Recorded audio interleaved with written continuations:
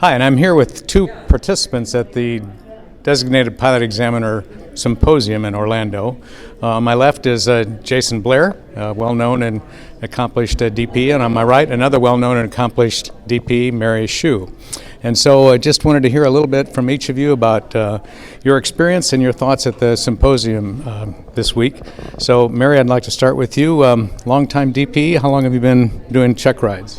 I've been working with the FAA as an ACR and a DPE for almost 30 years, I think, if we count them all up. Long time.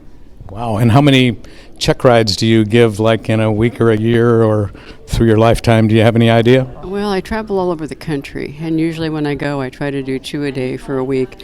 It works out to around 200 a year, I think. That sounds exhausting. That would be correct. And your colleague over here, Jason Blair, longtime DP, how many years, Jason? This is year 17 for me. Wow, 17. And your frequency of doing check rides? So it's very weather dependent in Michigan where I'm based. It gets really busy in the summer, but the winter my wife really wants me out of the house sometimes because I get cranky when I don't fly very long. So, usually about 220 or so certificates a year that I get issued out the doors. We're really busy in the summer, and then through the rest of the winter period, we kind of quiet down a little bit. I see. So it varies by the month of the year Very or the much so. season of the year. I can certainly understand that. So the Florida Aviation Network, who is sponsoring this particular interview, is of course interested in safety of flying, aviation safety. And since you're with candidates each during a check ride, is there a way you integrate or incorporate safety into the check ride?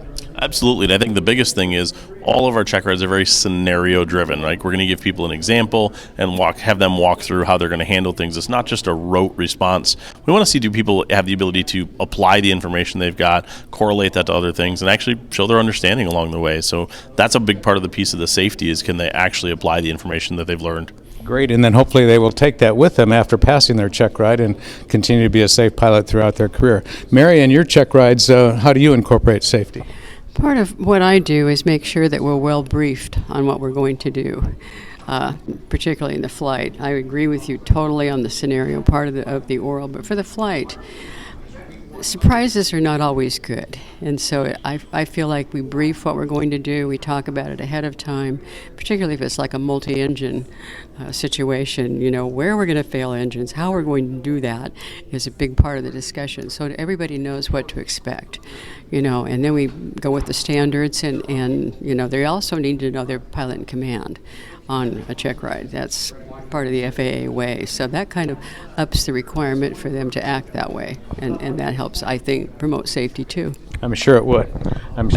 I know in my flight instruction, when I'm working with a client, I also emphasize safety. And when I finish a maneuver of training, not check ride maneuver, but maneuver of training, I always announce that this is the end of that maneuver, and now I'm going to the next maneuver. So there's no confusion. Am I still doing the one that we talked about? Am I doing a new one? Am I doing them together, or am I doing them separately? I like to make sure that the communication is very, very specific, and I think that's important to conclude the training session safely.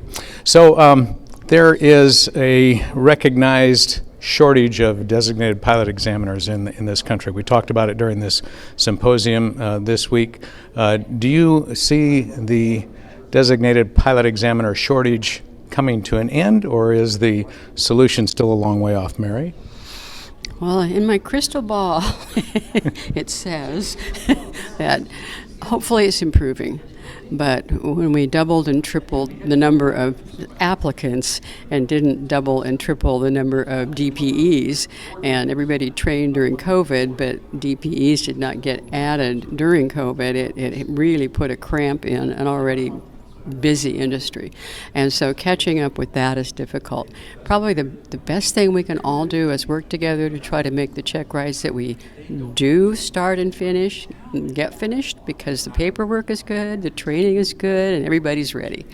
That would be a really big help. I think that in particular will also assist with getting the ratio back where it should be, so people aren't waiting. Very good. And the symposium this week for DPEs that are already DPEs, those that want to be DPEs, the FAA, other folks that were here, is this contributing to the solution, do you think?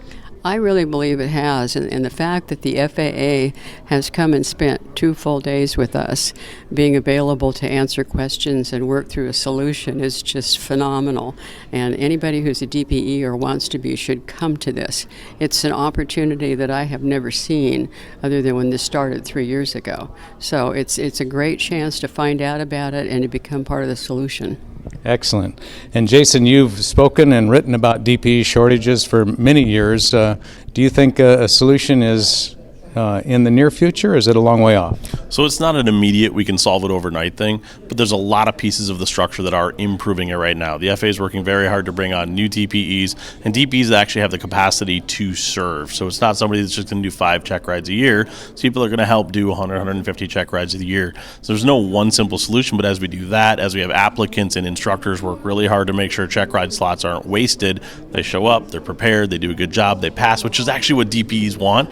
No offense, but you're off our schedule then too, right? And you get to move on to your next stuff. So if you pass, you're ready, the airplane's airworthy, we get to move it on, and more people get check ride slots because of it. So it's actually all of us working together, and the symposium certainly helps that too, because we as DPEs get better as we communicate with each other as to how to do these check rides efficiently and to find all the things we need to do to get them done. Okay, and communication among DPEs this week at the symposium has been phenomenal, I thought. What do you think? I think it's great. This is the reason I'm back for the 3rd time. I'm certainly going to challenge any DPEs that are out there listening to this. If you haven't been here, watch for the 2025 one, and please come, because we only get better if we talk to ourselves as a group and help share information between us.